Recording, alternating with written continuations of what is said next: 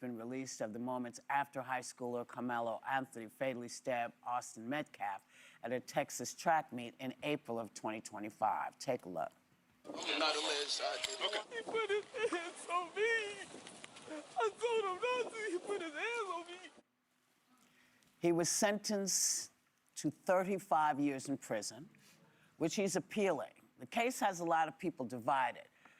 Some people believe that race was a factor in the trial because there were no black jurors.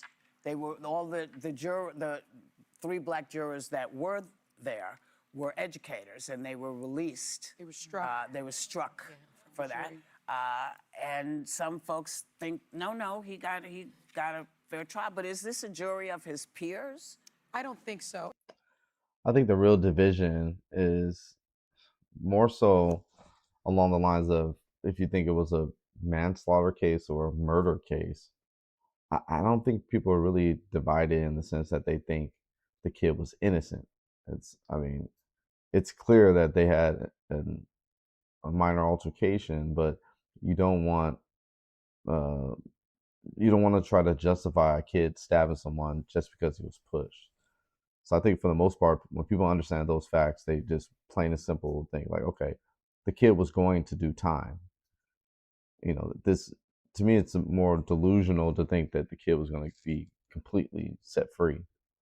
I mean, he did kill someone, regardless of how you saw it. If you saw it as a murder case or a manslaughter case, he murdered somebody. I mean, he killed somebody. Killed, murdered, however you want to see it. He was doing time. So I think the people that try to make it seem, unless they have some other information that no one else is privy to, he was doing time. And this has been an issue for such a long time in the judicial system where prosecutors use what are called, Batson challenges. And they Explain what that is. It's a challenge that is used to strike a juror, generally a juror of color, for a race-neutral reason. Right. Because you're supposed to have a jury of your peers, and you're not supposed to just strike someone because they're black. And in this case, they gave the reasoning that they're educators, and this happened, these were high school students, and this happened at a school track meet, so they couldn't be impartial because of that. I don't think that's an appropriate reason. They might be the best ones, too. Yeah, I don't think it's an appropriate reason to strike black jurors, especially when it's a young black teenager on trial, and especially when that particular area is made up of 10% of an African-American community. So I don't think he got a jury of his peers. So I think on appeal, there is a legitimate thing. A legitimate reason. I also think we have to look at self-defense here because there seems to be two systems of justice at play in this country. And there have been for a very long time. I was part of the system, so I understand that, and I believe that to be true. In this case, this young man, you heard him say The problem when people bring up the jury is that they never mention what they feel the jury got wrong. They just bring up the makeup of the jury. It's like if you think the jury took some information the wrong way, you should bring that up. But they never mention that. They never say what the jury got wrong. What information did the jury take in that they, gave the wrong, made the wrong decision. put his hands on me, and I told him not to. This, the kid that died, and I have so much empathy for him and his family's loss. That kid was 200 pounds. This kid was 130 pounds. And so, and the other kid was also taller than he is. See, the size of the kids is irrelevant unless the kid is really on top of you, pummeling you to the point where you feel the need that you need to pull out a knife. But just to give a size disparity doesn't mean that it's okay for you to stab another kid. I wouldn't want my kid being stabbed because they pushed someone.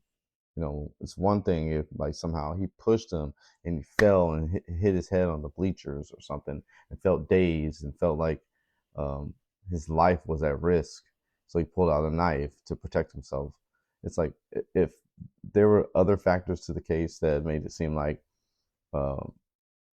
it was an extra level above just a simple push or shove, touch, whatever, it's like then people can say like, okay, maybe there is a self-defense case. But it seems like for the most part, it's like, oh, he put his hands on me. What does that even mean? You know, it doesn't seem like that warrant you being able to stab somebody. He was the only black kid under the tent, and the victim here had his twin brother with him, who was also a very large person. If you don't fear for your life, if you weigh 130 pounds, I weigh 130 pounds. Facing somebody that's 200 pounds, I would be terrified of that. So I don't understand why self-defense was rejected by this. I mean, you could tell Sunny's entitled, so she would be in fear of a lot of things. But the average person, I mean, a lot of guys, they're not just in fear of their life because someone's a little bit bigger. Jury. I agree with a lot of what you're saying, especially the jury representation. That's what stood out to me. And we know there's plenty of evidence that there's sentencing disparity with people of color. The one thing to me, though, is what is the fair sentence when you take a life? And this is what I'm struggling with, because this is a tragedy across the board. A 17-year-old is dead. A 17-year-old's going to likely spend 35 years in jail. He has had I mean, honestly, a fair sentence when you take a life is life. That's a fair sentence. Appeal at 17. What would you, I'd be curious what you think, because I wrestle with it. If it was, God forbid, anyone in my life, I would think 30 years seems about right. If they said life, I'd say that's too long for a 17-year-old. He could be rehabilitated. Look, I think Rehabilitation, you know, it depends if you actually did a crime or killed someone in true self-defense fashion. Then you could probably say you could be rehabilitated because it was a tragedy, you know, or something tragic happened to you. But, you know, it's like, can a child soldier be rehabilitated? It's kind of hard to say just because of their age. I mean, sometimes you would think they might be worse off. If they're able to do that at that age, it's like what they might do worse as they get older. I think 35 years, if there is no self-defense claim, which is an absolute claim to this crime, absolute defense, I think that would be appropriate. But if you look at other cases, there was the other case where there was a young black kid, who was chased by Rick Chow, a store owner, accused of taking water bottles. See, you could be against the other case, the Rick Chow case, but trying to bring in the Rick Chow case into the Karmelo Anthony case doesn't make any sense. It's the factors don't even measure up. This one is two kids getting into something. Another is a kid being accused of stealing or something, and it ends up in a chase and a shooting. I'm not too familiar with that case in particular, but it's something that shouldn't even be brought up to make your point. Which he didn't take, the 4 water bottles. He chased that young boy 130 yards, which is half of a football field, and shot him in the back, claiming self-defense. And you know where he is right now? He's at home with his family because he was found not guilty. Yeah, and there's a lot of cases like that. If that is self. See, to me, it doesn't make sense to bring up other cases because every case is specific to itself. So it's like, if he was able to have a lawyer that was able to argue his self-defense and sway a jury, it's like that's his lawyer and that's his particular case.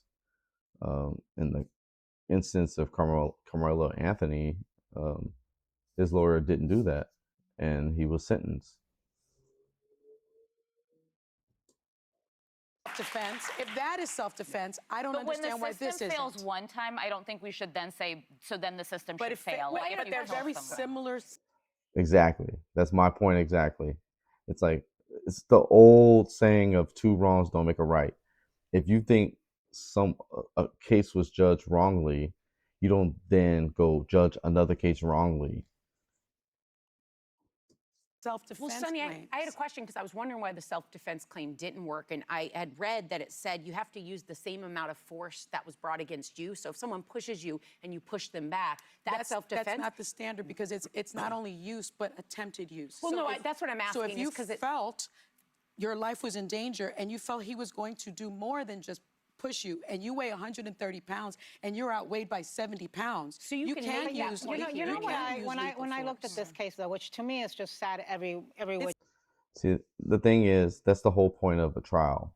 If Karmelo felt all these things, it should have been shown in the trial. If you felt in some way that your life was being threatened, your lawyer should have argued that to the jury. Right? There's two families that are destroyed. There's, Austin Metcalf lost his life.